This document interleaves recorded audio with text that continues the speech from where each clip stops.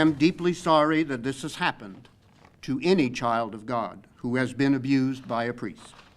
A high-ranking member of the Diocese of Lafayette on administrative leave over accusations of sexual abuse going back decades.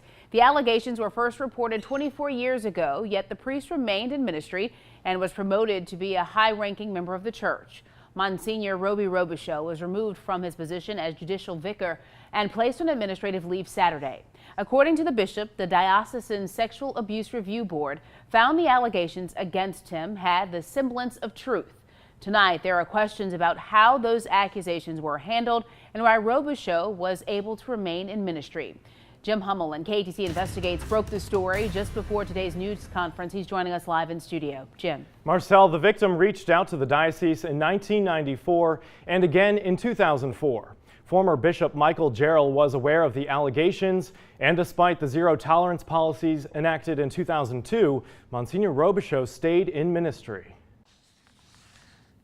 It is essential to state that these allegations were first reported to the diocese in 1994. In a prepared statement, Bishop J. Douglas Desatel told reporters he only learned of the allegations against Msgr Robichaux on September 18th of this year. I acted as quickly as possible in accordance with respect for justice and at the same time concern for the person who brought the complaint to our attention. The victim claims the abuse happened between 1979 and 1981, starting when she was 16 years old. According to the diocese, former Bishop Msgr consulted with the Congregation for the Doctrine of the Faith in Rome because under canon law in 1979, 16 was considered an adult. The CDF agreed, even though state law would have considered her to be a minor. The matter also should have been referred to the Layperson Sexual Abuse Review Board, which was standard practice at the time according to the charter and the norms. The bishop ended the news conference without taking any questions. Thank you for your attention. Blue, you have something to add to? Thank you very much, Bishop.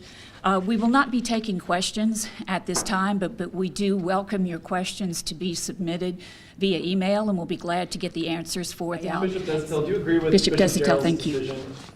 As we said, we will not be taking questions, and this ends our statement. Thank you for being Just here. a logistical thing. On September 18th, he had said that there weren't No more anyone. questions, Jim, I'm sorry. Do you have the copy of the statement?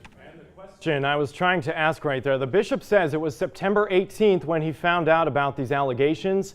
September 18th was also the night the bishop spoke at a panel discussion on the church sex abuse crisis over at Cathedral. That night, he said he knew of no priests in active ministry who had been credibly accused of child abuse. It's unclear if he found out before or after that event. Among our other questions, was Bishop Gerald's response in 2004 appropriate? Does canon law supersede state law? Has law enforcement been notified?